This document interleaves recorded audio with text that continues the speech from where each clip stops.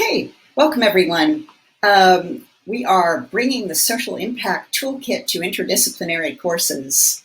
And I'm going to count on you if you can't hear me or see the slides change to let me know, okay? So first of all, what we're going to do today, participants will discover and build upon their skill development toolkits. We're going to offer you two approaches to teaching social impact skill development. And then we're going to do an interactive activity, and we hope that you'll discover the value of the interdisciplinary approach to generating social impact. So our agenda today then is that we're going to start with two case studies in constructing interdisciplinary social impact courses. One of them designed for social innovation graduate students, and the other an undergraduate course integrating design thinking, systems thinking, and lean startup for social impact entrepreneurship. And then in the interactive activity, we're going to work with you to build your own social impact skill development toolkit. So first, we'll start with land acknowledgement. And I will use mine from the University of Maryland. Every community owes its existence and strength to the generations before them around the world who contributed their hopes, dreams, and energy into making the history that led to this moment. Some were brought here against their will. Some were drawn to migrate from their homes in hope of a better life. And some have lived on this land for more generations than can be counted. Truth and acknowledgement are critical in building mutual respect and connections across all barriers of heritage and difference. At Maryland's Built Environment School, we believe it is important to create dialogue to honor those that have been historically and systematically disenfranchised. So we acknowledge the truth that is often buried. We are on the ancestral lands of the Piscataway people, who were among the first in the Western Hemisphere. We are on indigenous land that was stolen from the Piscataway people by European colonists. We pay respects to Piscataway elders and ancestors. Please take a moment to consider the many legacies of violence, displacement, migration, and settlement that bring us together here today.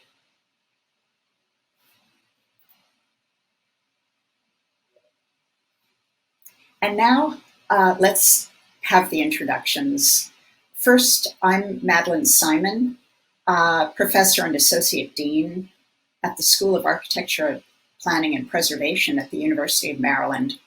And I'm the facilitator today. We have with us three speakers: Elizabeth Chen, the Design Thinking Lead and Assistant Professor at the Gillings School of Global Public Health at University of North Carolina, Chapel Hill, and Emily Rose Skywark, Design Thinking Fellow and Master of Public Health candidate, also at the Gillings School, and Olivia Paredes, the Director of the Center for Entrepreneurship and Business Development, Conector UPAEP in Puebla, Mexico. So we're going to start off with Emily Rose Skywark and Liz Chen. Please go ahead, and I'll advance your slides. So just say next when you're ready.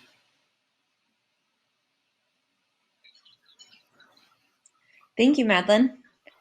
So Liz and I designed a design thinking course for an interdisciplinary cohort of social innovation students.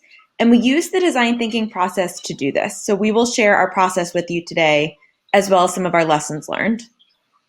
Next slide. So just to give you some background on the context and constraints, we were a team of 3 people at the University of North Carolina at Chapel Hill, and we developed a design thinking course using the design thinking method. The course was intended for 50+ interdisciplinary graduate students. And most of our students are part of a new certificate developed at UNC that is a graduate certificate in innovation for the public good. We knew that we needed to design a course that would be available both remotely and in person. Our course design happened this time last year, so we understood that it might be necessary to do this course remotely. This course needed to fit in a single semester, and we needed to find a way for our students to work only once a week for 3 hours. Next slide. We did some work understanding who our stakeholders were and identified them to be graduate students, design thinking experts at universities and in community work, and design thinking educators at UNC and other universities. So we deeply engaged, especially these 3 stakeholder groups in our design process. And then finally, to give you some context on our team, we intentionally built our team to reflect a diversity of backgrounds. One team member, myself, is a graduate student. One is an assistant professor trained by IDEO in design thinking, that is Liz.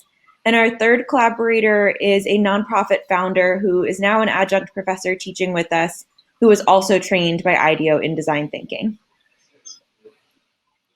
So this is a graphic that briefly describes our process. We used IDEO's method because of the training that 2 of our team members had received and because we were planning on teaching IDEO's method. So we thought that it made a lot of sense to use the same process we would teach. We spent about 5 months on this project, about a semester.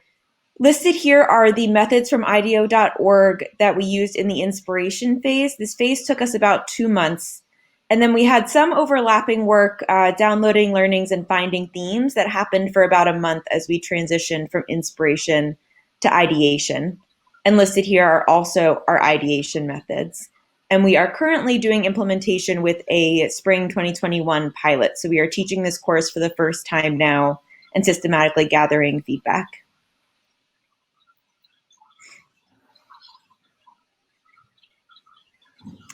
So as you saw from that graphic, we did a lot of work and it took a lot of time, but we are going to give you an example of some of the work that we did. So one of the most important things that we did was interview and develop empathy with our users. So we interviewed 19 different stakeholders in addition to the other empathy tools that we used listed in the graphic. We interviewed 5 UNC faculty who teach design thinking. We interviewed 3 design thinking leads at other higher education institutions, and we interviewed 2 expert design thinking practitioners in the community. And then we also had a chance to use extremes and mainstreams to identify 9 graduate students at UNC that we could interview. And this is a sample of what our process looked like. So we did a lot of that empathy work, and then we had 3 boards that looked like this one, where we downloaded all of the things that we had learned. We broke this up into 6 categories that are displayed here, and each of the colored sticky notes that are here represent a person or experience. So some of the empathy work we did required us to sit down and reflect, and that would take up its own sticky note color. We talked as a team about the experience. We identified any memorable quotes, any memorable stories, any pain points and challenges we observed or heard about from the person we were talking with, any solutions and opportunities that were identified, and then any ideas that were inspired by that person or experience. Next slide. Creating 3 boards like that allowed us to eventually find themes. So this is about a fourth of what would eventually become our themes board. And we created these larger sticky notes, and then we're able to drag the same stickies that you saw there around these clustered themes on Miro. So we started to get an understanding of what the trends were in teaching design thinking, what the challenges were, and what our users really wanted.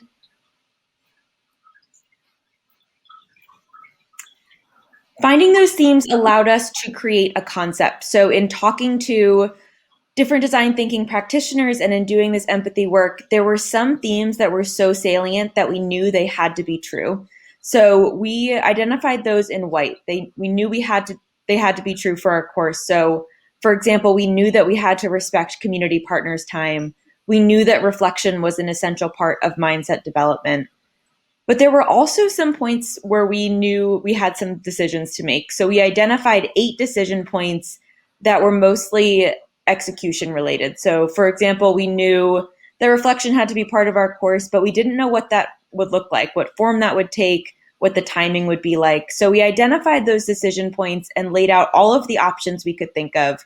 And then each member of the team created their concept for the course. So in combination with all the things that must be true, if each of these things were selected, a full version of the course would develop. So you'll see in those yellow sticky notes each of our concepts, but they were not the same. Next slide.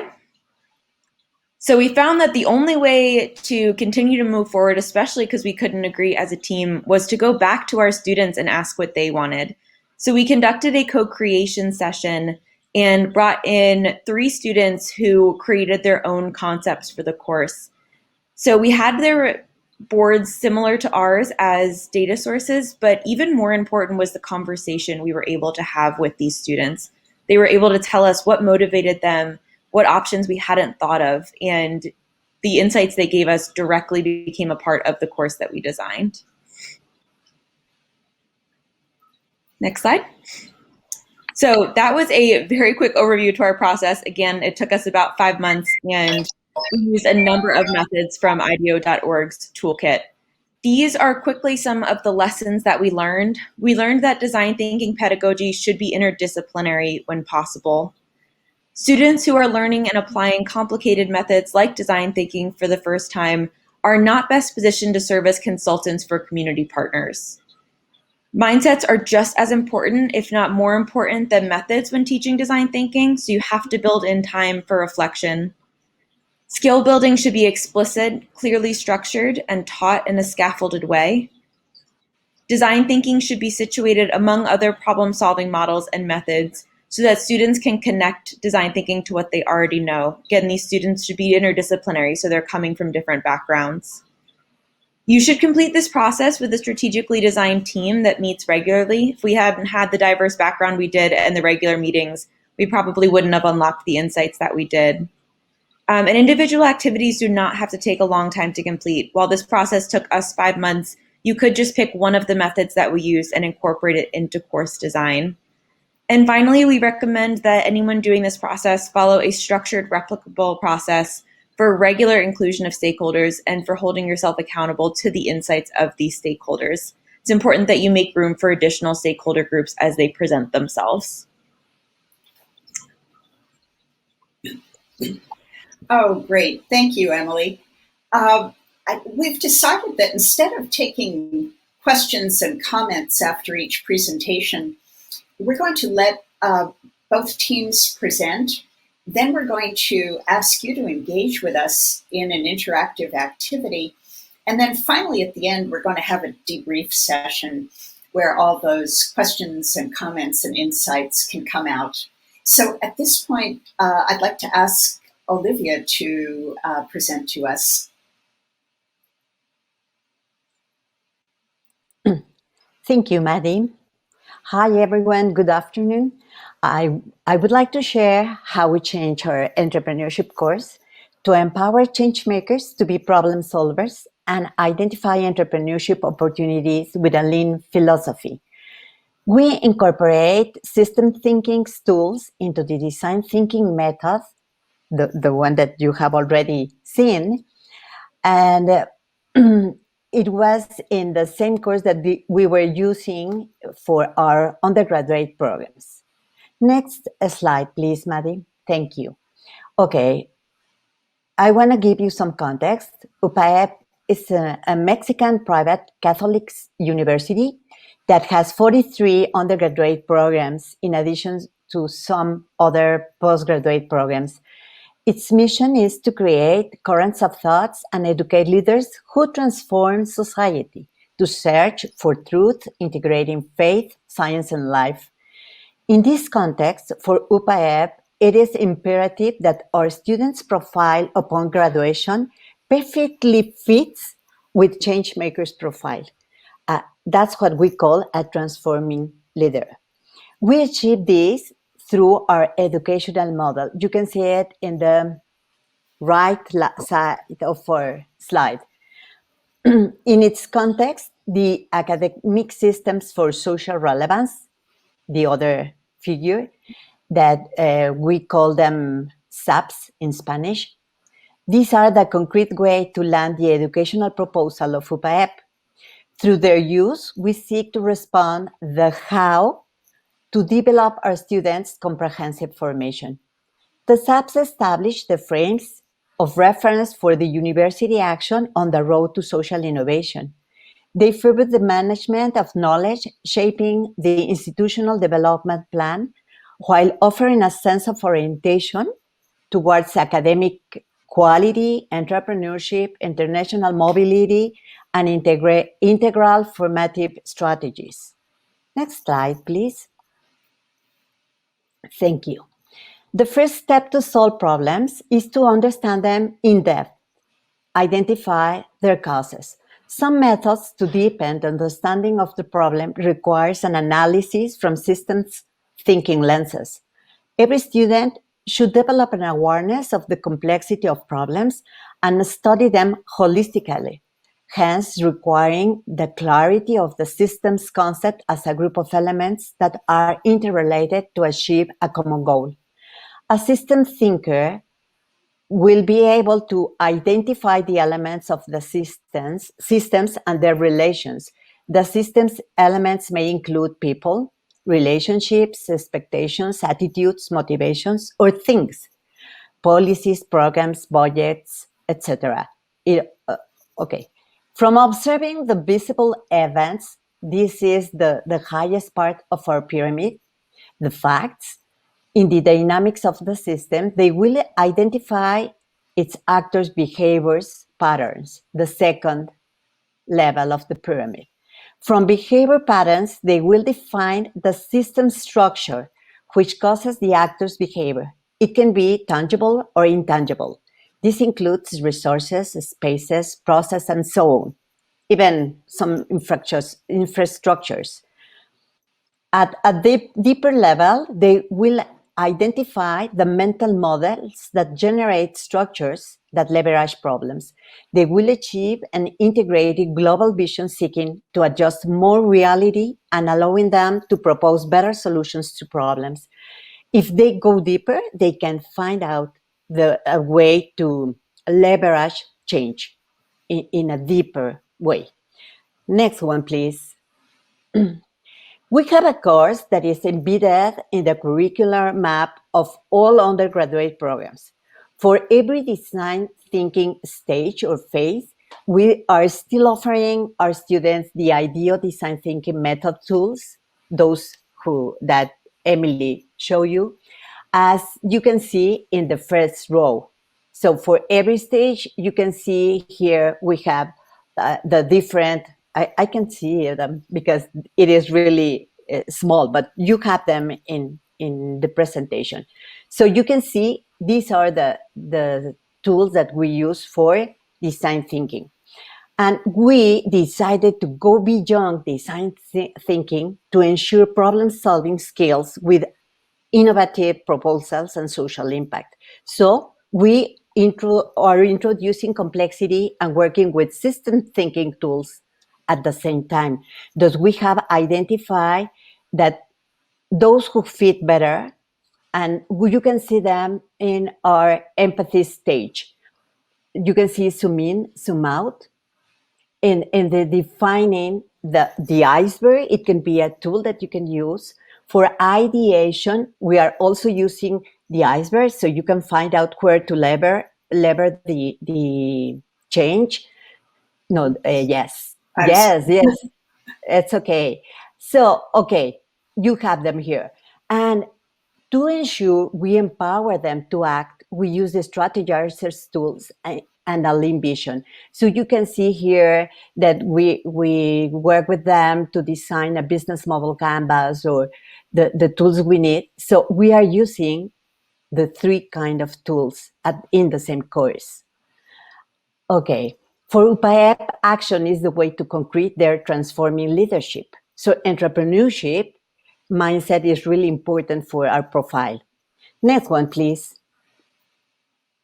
Our course was selected to measure co-curricular learning outcomes, system thinking, and proactivity, general education learning outcomes, creative thinking, and collaborative work, and the intermediate measure of our institutional learning outcome to ensure the graduate profile in all undergraduate programs at UPAEP.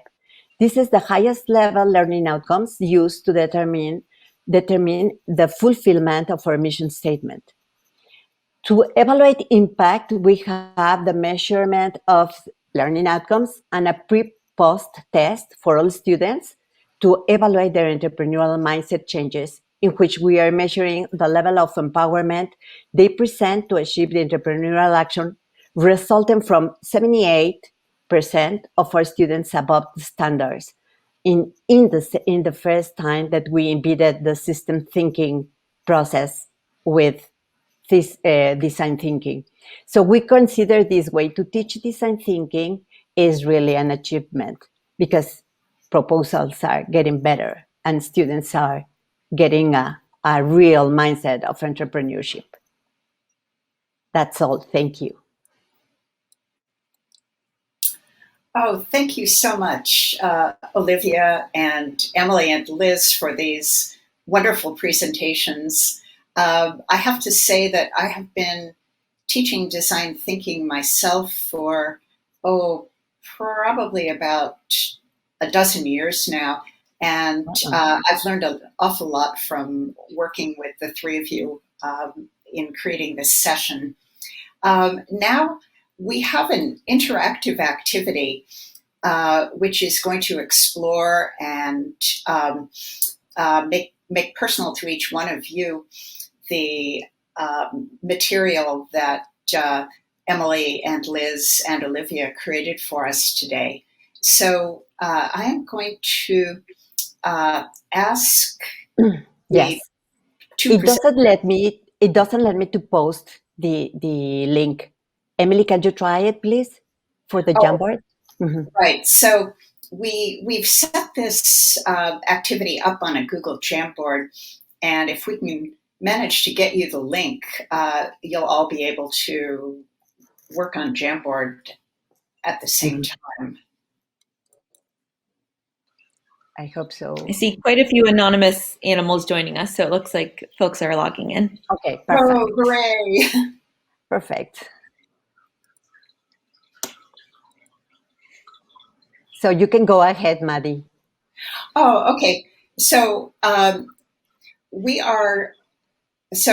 we're going to take you through the 5 design thinking stages that the presenters have been speaking about. And we're going to ask you to build your own toolkit for social innovation by thinking about the various tools that would be useful to you in your own work in each of these 5 stages. Olivia, would you like to add anything before I go onwards? No, well, maybe you can see around the step 1 slide. It is in page number 3. So we have stages, and then you can see what kind of skills you have to develop for each stage or phase.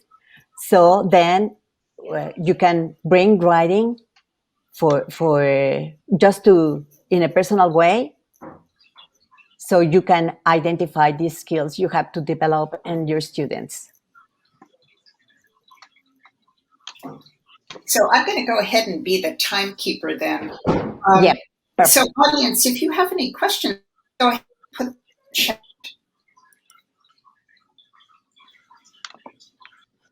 Maddie, I'm not seeing activity on the specific Jamboard we're referencing on that page. Do we want to reframe instructions? Oh, sure. Do you want to go ahead? Yeah. I'm going to have Emily reframe instructions as I'm worried about bandwidth here with potential tornadoes. Yeah, sure. Go ahead, please, Emily. So we're on page 3 of the Jamboard, right? Yes.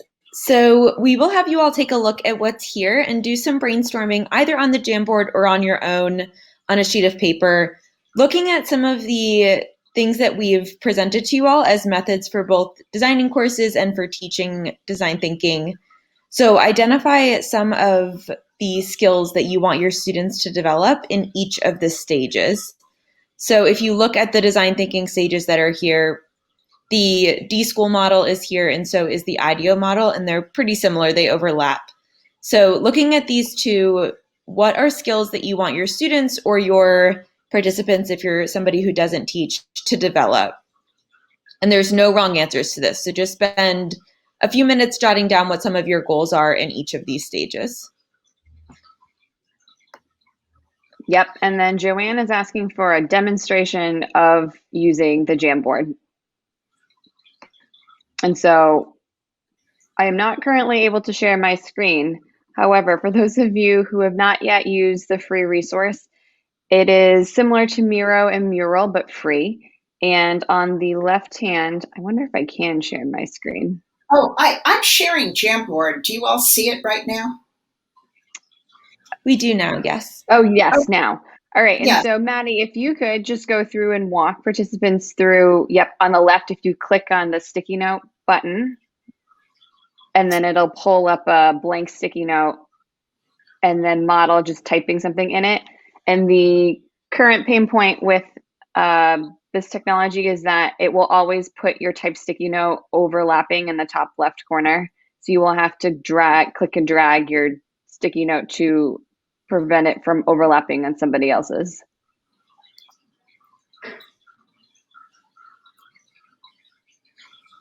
All right, so it looks like folks are on slide or frame 3 in this Jamboard and starting to brainstorm or think through some of the specific skills they'd like students to come out with,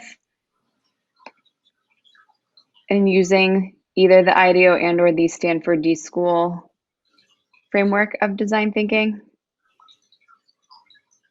Yep, and for those of you who would like to change the color of the sticky note or change the size of the sticky note, those are also things that you can do.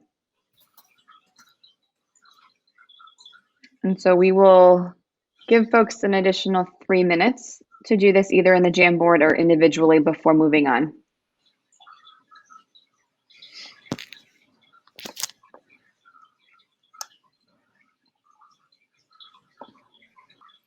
Okay, I'm going to go ahead and move us on to the next Jamboard slide, but let's go back for a moment to the instructions. Okay, can you see the slides? Yeah. Okay, at least I can.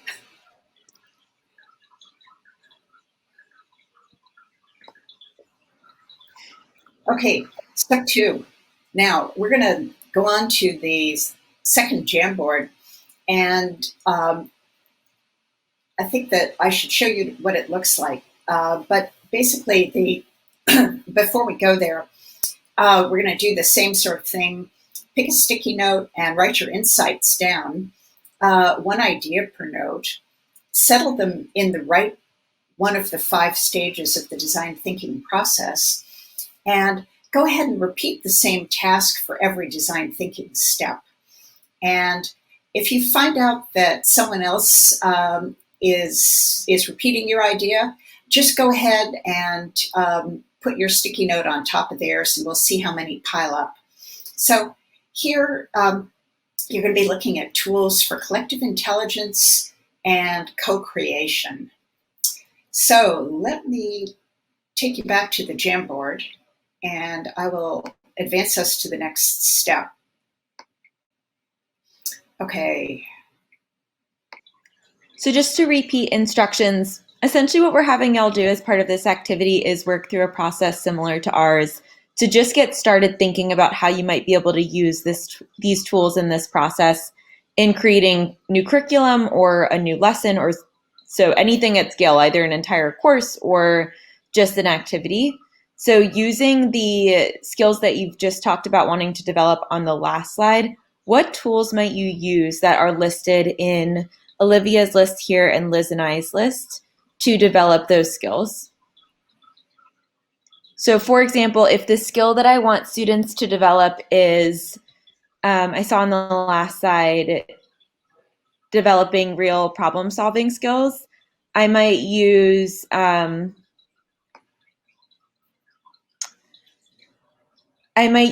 Might We as a tool to help students think through how to solve problems from start to finish. So I would then put the how might we in the tools and the skill of developing problem solving abilities in the skill. And that would be in the empathize bucket. So the goal here is not to finish an entire planning for skill sets for students, just to begin thinking about how these tools might be helpful for you all. For this phase, you can make a copy of the sticky notes in the previous slide and bring them here, so you can put them in the skills row and then find out the tool that you think it fits better. So while you're doing this exercise, it would be very helpful if you could be thinking of a course that you're developing, a course that you would like to develop, a particular problem that you're approaching in your teaching currently, something that you're dreaming about. And this is intended to help you integrate the presentations from Olivia, Emily, and Liz into the thinking about your own educational activities. And we would like to say that for any of you who are participating, if you're not an educator, these toolkits apply just as well to any design thinking activities. So don't feel like you shouldn't be participating if you're relating these toolkits to something outside of the educational experience. And for those of you who want a little more info about each of the tools, specifically that IDEO.org offers in their design thinking toolkit, we are going to drop the link to the online version of their field guide to human-centered design methods into the chat so that you can read up on what it means when we say frame your design challenge or extremes and mainstreams. And so even if you don't get to it during today's live session, hopefully you can save that website and access it on your own time. Okay, it's time. Let's go ahead and move on to the next part of the activity.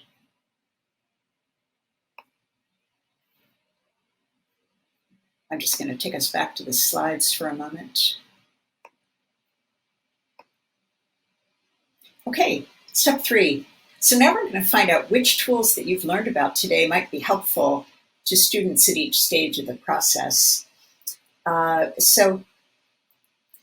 going to ask Olivia if you would take us through the next step of the process, okay? Well, I think people has already done that. I can see some of the tools, but well, we can give you like maybe 3 or 4 minutes more. So as you set all the skills that you have to develop on your students, maybe now you can find out the tools that will better fit to teach those, to develop those skills. So you have really few of them in the Jamboard, so maybe we can work 2 or 3 minutes more in the last row.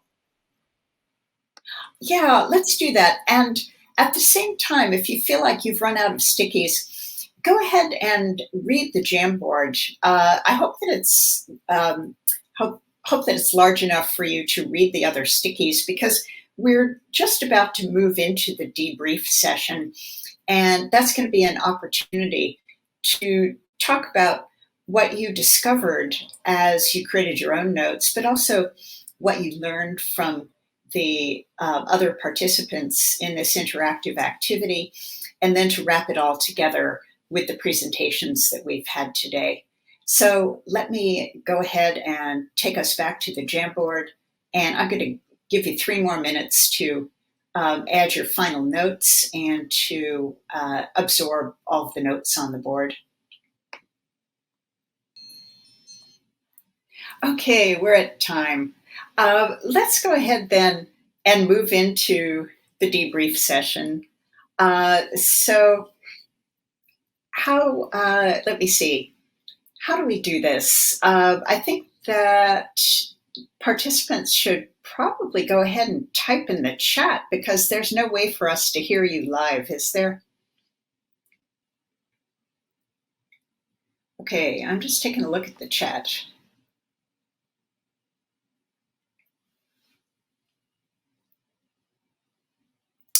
Okay, why don't we start off with questions for the presenters?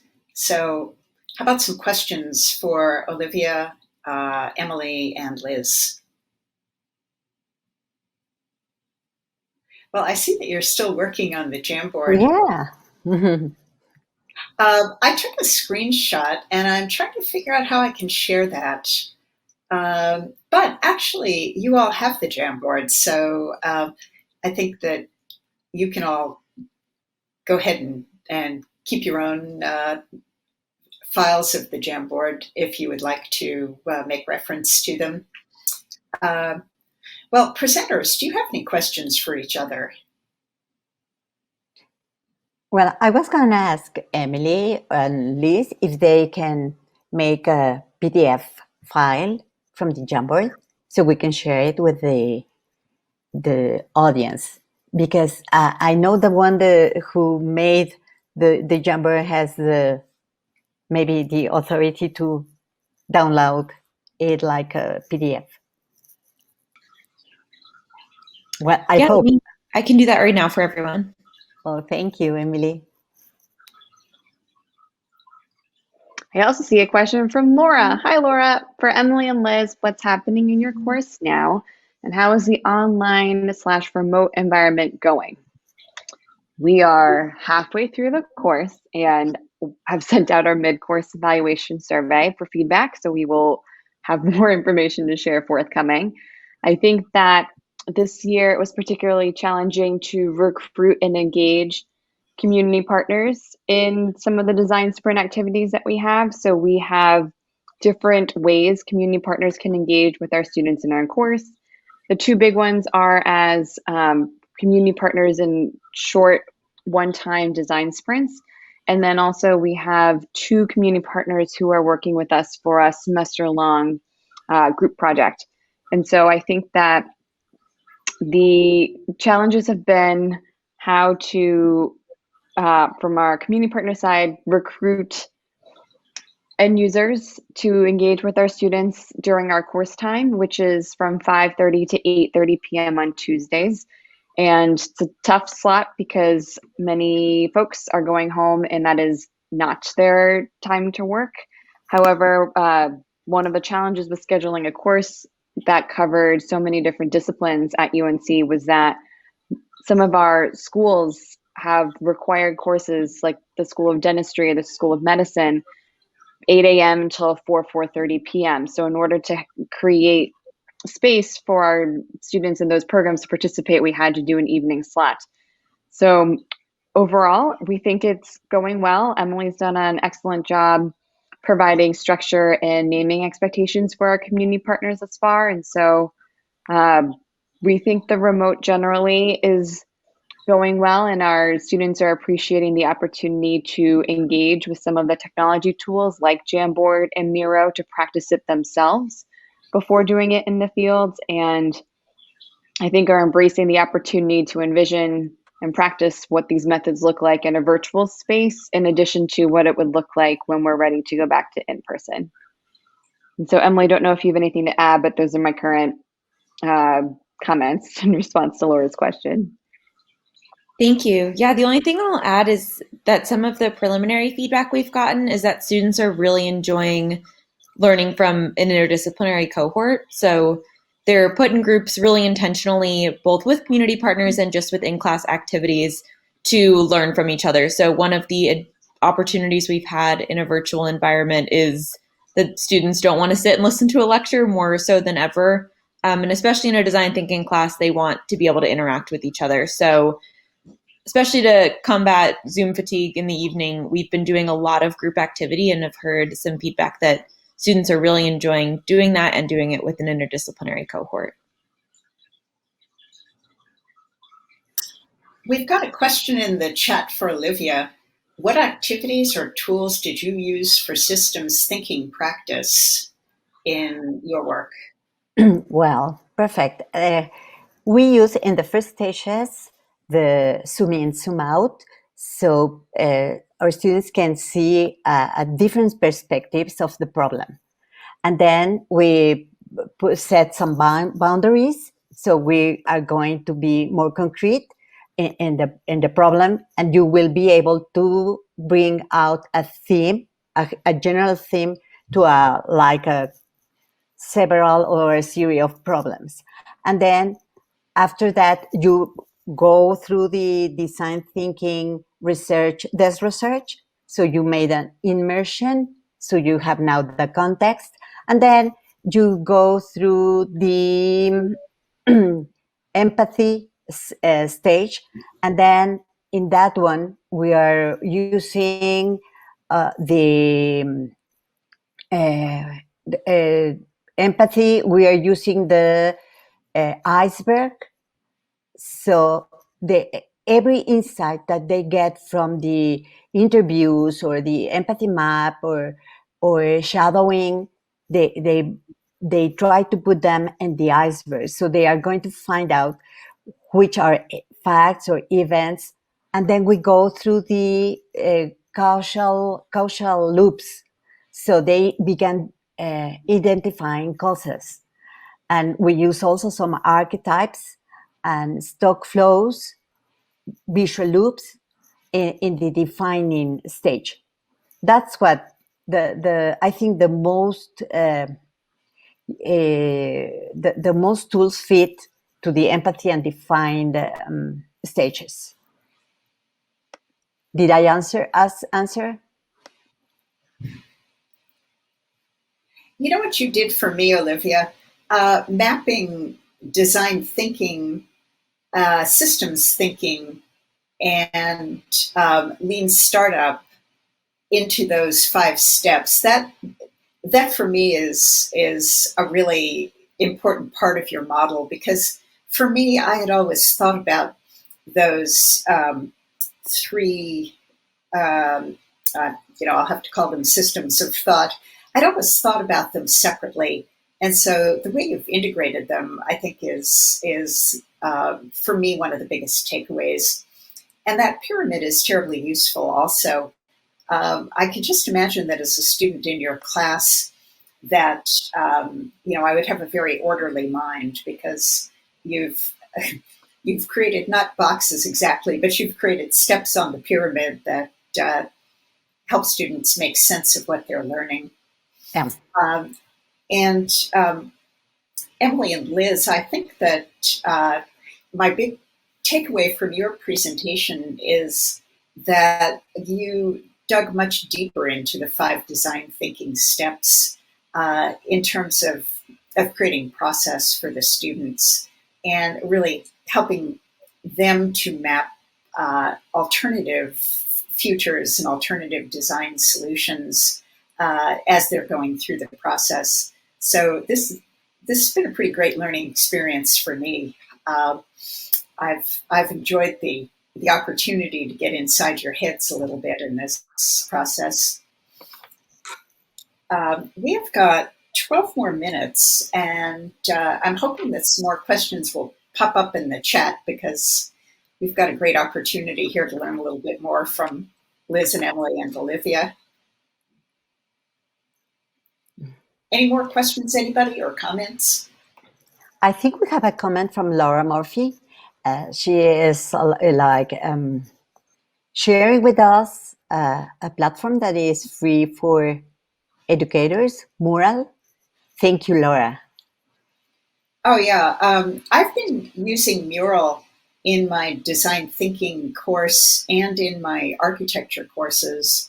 And even when we go back to in-person teaching, I'm going to keep that up, because Mural is really a fantastic platform for collaboration.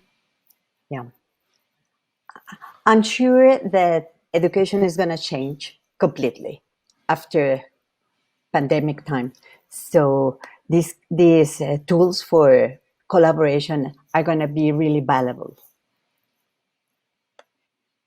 Yeah, my biggest curriculum development push during the pandemic has been to create ways for students to collaborate together online. And I'm in such an online mindset now that I'm not really sure how I'm going to go back to putting students around a table and collaborate face to face.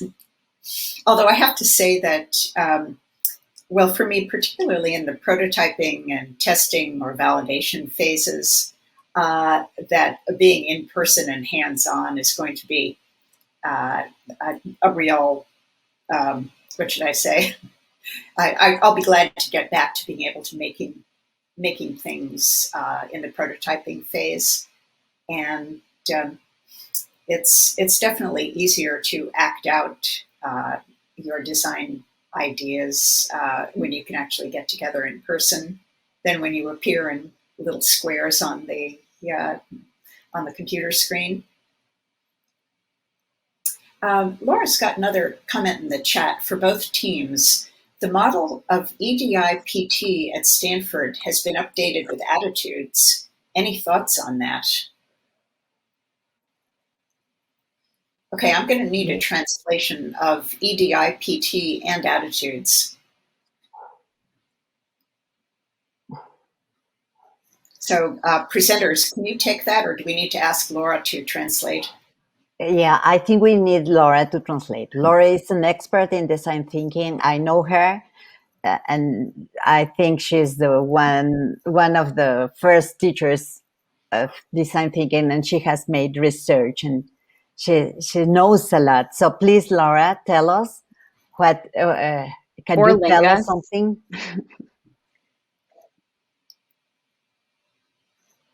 Yeah, as we're waiting for Laura, in general, I'm glad to see attitudes is being added. It makes me wonder how we'll be able to measure change in attitudes effectively among our students. And so that is something that I will look forward to seeing how the field grows with regards to assessing student outcomes, and especially this attitudes piece. Mm-hmm. Oh yeah, that's interesting. So I'm using a standardized survey to measure students' attitude changes through global education, and it seems like that might be an area for more research in design thinking to come up with a survey because so many of us now are teaching with design thinking, and we don't have validated measures, as far as I know, for assessing the outcomes. Oh, okay, Laura, thanks for the translation. They are the stages, okay? Yeah. Yeah, we know. EDIPT, empathy, define, ideate, prototype, test. Yeah. And then I'm Maddie, sure. to your comment about the measures that you use to measure outcomes, I know that Emily and I are part of a collaboration in partnership with Duke, Elon, NC Central, and NC State, launching into how we might collectively assess outcomes among students and faculty who teach and take design thinking courses in a more systematic way across all of our institutions. And so for anybody listening who has interest in learning more about that project, please reach out to me and Emily and let us know. For now, we have adapted Jean Licka out of UVA and Licka and Barr's updated survey instrument that they use with nonprofit and government and industry sector trainees in their curricular offerings at Darden. And so they have not yet validated those instruments among higher ed populations, but that is something that work that we are continuing to do, especially with Danielle Lake out of Elon. Oh, that's great, Liz. And I just had an inspiration. Let's come back next year and do a session on assessment of attitude change in design thinking education. Yeah, it's great. And Yeah. that's a great idea. Yeah, and I would love to bring in the work I'm doing on attitude shifts in global education, because it really all comes down to empathy. And whether you're educating students to work in diverse global teams or diverse local teams, empathy is definitely the first step. We have a question from Yunsun, Liz and Emily. Any suggestions to use online tools to make prototype phase fun and engaging? It's a great question. And so, because many of our students are prototyping things that might be 2D, 3D services, or like the whole gambit of solutions, it's hard for us to come up with all the things that are technically fun, but we've found a lot of success just using Mural, Miro, and Jamboard, and having them distill down their ideas to the most basic elements to garner reactions from end users. And especially since they are likely prototyping in a virtual space right now, we found that those very basic online tools have been the most helpful, and they can draw, they can copy and paste images from other places, they can storyboard, they can record videos of pieces of experiences and ask for reactions. And so I think for right now, instead of investing in more expensive, specialized online tools, I would say use the free ones as much as possible. Mm-hmm. Oh, I'm going to jump in on that one if you don't mind, because I've also had students prototyping in virtual space, and we have them designing celebrations this year. And so the elements that the students were prototyping were invitations to the celebration, sometimes menus. We had them doing mapping. Mapping was very important because the celebrations are taking place in space, so they had to think about where people were going to be and what they were going to engage with in those places. And students who really got into it actually acted out the presentations and offered up video as their prototypes.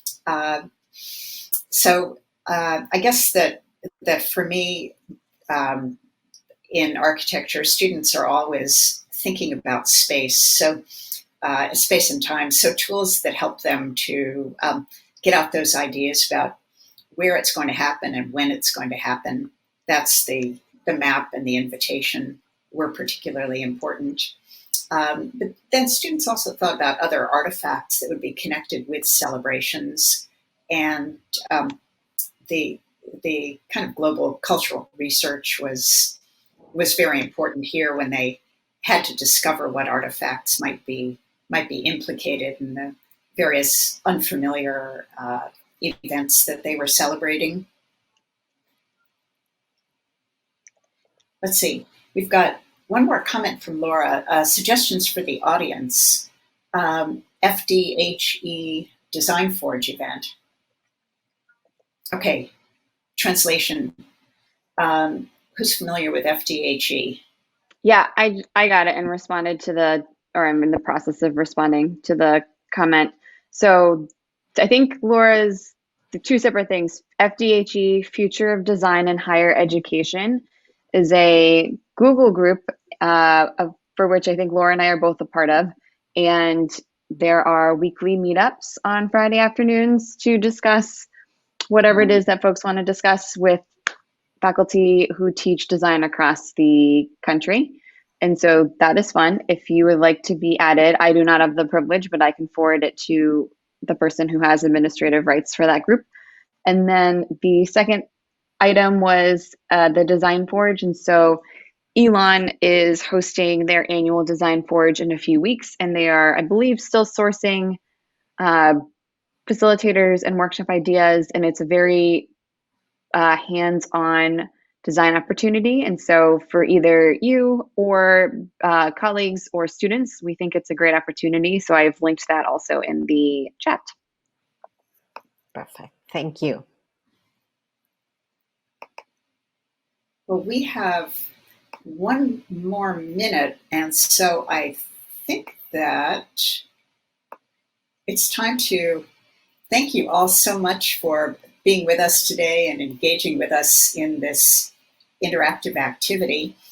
And I just put up the last slide, which has speaker contact information.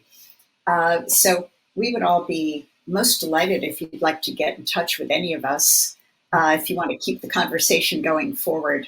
And with that, I'm going to say thanks to Liz and Emily and Olivia for sharing your work with us and your insights. And thanks to the audience. And this has been a great pleasure for me. Thanks for your questions. Thanks, presenters, for your presentations. And we'll see you all in future sessions. Yes, thank you. Thank you. Thank you very much. Thank you to the audience, Bye. Laura.